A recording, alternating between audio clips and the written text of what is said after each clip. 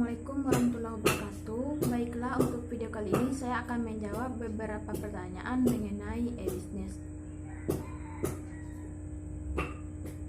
Yang pertama, bagaimana cara meningkatkan nilai bagi pelanggan dan mitra bisnis? Jadi, sebagai seorang pengusaha atau pebisnis, pengetahuan dalam menunjukkan nilai suatu produk atau layanan untuk pelanggan dengan tepat sangatlah penting. Jadi, ada beberapa cara yang dapat dilakukan dalam menciptakan nilai bagi pelanggan. Yang pertama, memahami pelanggan tersebut. Kita harus dapat memahami dan memenuhi kebutuhan pelanggan serta memahami apa yang mereka anggap berharga. Yang kedua, berinovasi. Inovasi diberikan tidak hanya pada produk atau layanan, tetapi juga mengenai penggunaan dan interaksi antara pelanggan dan produk. Jadi intinya, kita harus bisa menciptakan strategi yang efektif untuk memikat pelanggan baru dan menawarkan nilai tambah yang membuat mereka terus berinvestasi dalam produk atau layanan kita. Pertanyaan selanjutnya, bagaimana kita dapat memasuki pasar produk, layanan baru, menarik perhatian, dan mengurangi risiko bisnis? Yang pertama, kita memanfaatkan teknologi. Memanfaatkan kemajuan teknologi akan menjadikan kita lebih produktif dalam menghasilkan produk yang bermutu, serta mengurangi risiko kerja seperti human error. Yang kedua, produk yang unik. Salah satu inovasi yang bisa kita lakukan adalah menciptakan produk yang unik. Dengan demikian, produk yang kita buat memiliki daya saing yang tinggi dan dapat bertahan di tengah ramainya persaingan.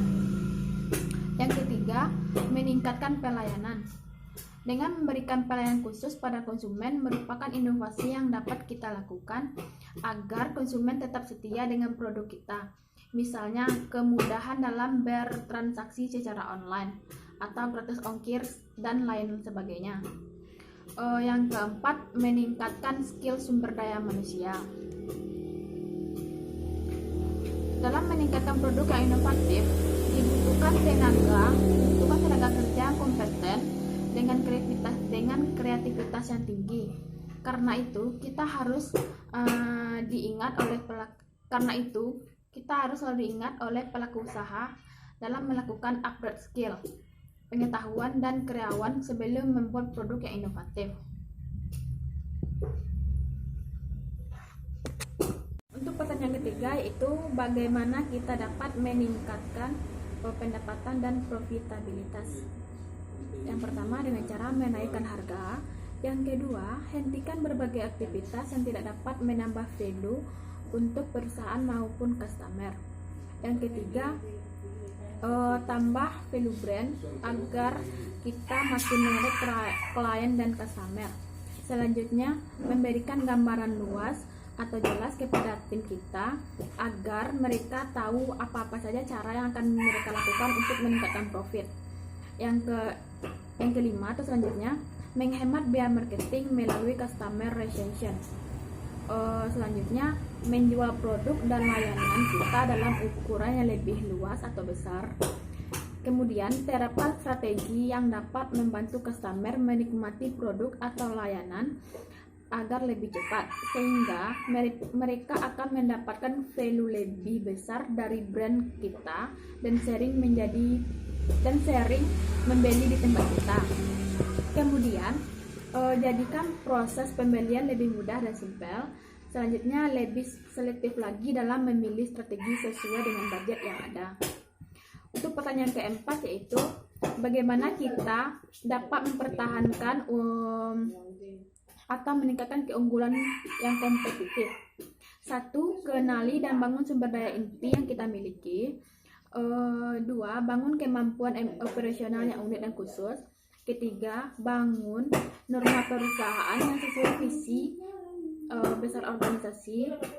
Keempat, memiliki ragam pendekatan menghadapi perubahan eksternal. 5. Kenali kompetensi inti agar efisien dan efektif. 6. Kenali kekuatan kelemahan sumber daya operasional. 7. temukan peluang pasar yang sesuai strategi kompetitif. Baiklah, selanjutnya itu pertanyaan nomor 5, yaitu bagaimana cara mengatasi tentang bisnis saat ini, misalnya keluhan pelanggan terkait dengan respon yang buruk dan layanan pelanggan. Yang pertama, kita harus terima komplain dari pelanggan tersebut. Biarkan pelanggan tahu bahwa kita memperhatikan apa yang mereka sampaikan dan akui jika kita memang melakukan kesalahan. Jangan lupa untuk segera meminta maaf atas ketidaknyamanan yang telah mereka rasakan, atas kesalahan yang telah kita perbuat. Selanjutnya, tunjukkan rasa empati dan komunikasi yang baik. Rasa empati juga dapat memberikan cara komunikasi yang baik. Salah satu teknik komunikasi yang baik dan penuh empati adalah menggunakan teknik sandwich. Teknik sandwich itu merupakan teknik yang menjelaskan permasalahan di tengah-tengah dengan memberikan penjelasan empati di awal dan akhir penjelasan yang dapat membentuk komunikasi yang dapat diterima oleh konsumen. Selanjutnya, petakan masalah keluhan pelanggan. Cara selanjutnya adalah ketika handling komplain pelanggan adalah begitu. Maksudnya, ketika handling komplain pelanggan adalah begitu mendengarkan keluhan yang disampaikan pelanggan, Anda pun bisa memahami dengan baik masalah apa yang sebetulnya dihadapi. Selanjutnya, pertanyaan ke-6. Bagaimana kita dapat meningkatkan kinerja intraorganisasi? Yang pertama, penuhi hak karyawan sesuai regulasi. Yang kedua, lakukan penilaian kinerja secara rutin. Karena perkembangan kinerja karyawan tidak selalu sama, mengadakan penilaian kinerja untuk itu kita perlu mengadakan penilaian kinerja untuk mengetahui bagaimana perkembangan kinerja dari karyawan kita tersebut. Selanjutnya, memberikan reward kepada karyawan unggulan. Sebagai bentuk apresiasi, perusahaan dapat memberikan reward atau penghargaan kepada karyawan unggulan dalam bentuk bonus, perayaan sederhana, hingga ucapan terima kasih secara langsung. Selanjutnya, memotivasi dan memberi masukan yang membangun. Karyawan akan sangat suka jika diberi motivasi dan masukan untuk mengembangkan kinerjanya. Selanjutnya, membuka jenjang karir selebar-lebarnya. Semakin lebar jenjang karir yang tersedia di perusahaan, semakin rajin dan produktif karyawan akan bekerja. Selanjutnya, pertanyaan yang ke-7, yaitu bagaimana cara menerjemahkan visi perusahaan agar menjadi kenyataan. Visi memberikan arah kemana perusahaan ingin pergi. Suatu pernyataan visi yang disusun secara hati-hati merupakan kunci dari setiap keberhasilan bisnis. Berapapun besar atau kecilnya sebuah perusahaan, suatu pernyataan visi harus mampu menjelaskan keseluruhan aspirasi perusahaan. Semua pernyataan visi yang efektif menggambarkan suatu idealisme yang memberikan bentuk dan arah dari perusahaan. Misalnya melanjutkan program yang telah dijalankan maupun membuat program baru dengan tujuan untuk memperbaiki perusahaan tersebut. Selanjutnya, pertanyaan yang ke-8, yaitu bagaimana kita dapat meningkatkan daya tanggap terhadap perubahan kondisi pasar. Sebagai seorang pebisnis, kita harus selalu mengikuti setiap perubahan terjadi agar kita dapat mengetahui setiap situasi-situasi yang terjadi di pasar. Contohnya akan di zaman sekarang. Di zaman sekarang telah banyak terjadinya perubahan-perubahan tren. Jadi kita sebagai pengusaha harus mengetahui tren-tren apa yang sedang diikuti oleh perubahan zaman sekarang. Untuk itu kita harus selalu mencari informasi-informasi yang ada agar kita tidak ketinggalan zaman. Baiklah, untuk selanjutnya saya akan mereview pelajaran atau perkenalan dari pelajaran e-business. Yang pertama, apa sih pengertian dari e-business? E-business merupakan kegiatan bisnis yang dilakukan secara otomatis dengan memanfaatkan jaringan komputer dan teknologi internet. E-business memungkinkan suatu perusahaan untuk berhubungan dengan sistem pemrosesan data baik internal maupun eksternal agar lebih efisien dan fleksibel. Selanjutnya, dampak negatif dan positif dari dari e-bisnis. Yang pertama dampak positif. Dampak positif dari e-bisnis yang pertama, revenue stream atau aliran pendapatan baru yang mungkin lebih menjanjikan yang tidak bisa ditemui di sistem transaksi tradisional. Yang kedua, dapat meningkatkan market exposure atau pangsa pasar. Yang ketiga, menurunkan biaya operasional atau operating cost.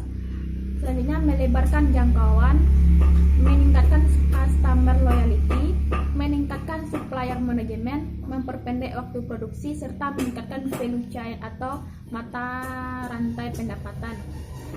Adapun dampak negatif dari e-bisnis yang pertama, kehilangan segi finansial secara langsung karena kecurangan. Yang kedua, pencurian informasi rahasia yang berharga. Yang ketiga, kehilangan kesempatan bisnis karena gangguan pelayanan. Yang keempat, penggunaan akses sumber oleh pihak yang tidak berhak. Misalnya seorang hacker yang berhasil membobol sebuah sistem perbankan. Setelah itu dia memindahkan sejumlah rekening orang lain ke rekeningnya sendiri. Yang kelima, kehilangan kepercayaan dari konsumen. Yang keenam, kerugian yang tidak terduga. Bisa jadi kerugian ini disebabkan oleh gangguan yang dilakukan dengan sengaja, ketidakjujuran, praktik bisnis yang tidak benar, kesalahan faktor manusia, serta kesalahan faktor manusia atau kesalahan sistem elektronik. Selanjutnya, faktor-faktor yang dapat membuat bisnis ini berhasil. Yang pertama, tingkat kesesuaian dan dukungan efektivitas bisnis atas strategi keseluruhan perusahaan. Yang terakhir, kemampuan untuk menjamin bahwa proses bisnis memenuhi 3 karakteristik kunci yang dibutuhkan dalam transaksi bisnis apapun, yaitu validitas, integritas, dan privasi. Baiklah, mungkin sekian penjelasan dari saya tentang mengenai e-bisnis kali ini. Kalau ada salah, saya mohon maaf. Saya sudahi dengan assalamualaikum warahmatullahi wabarakatuh.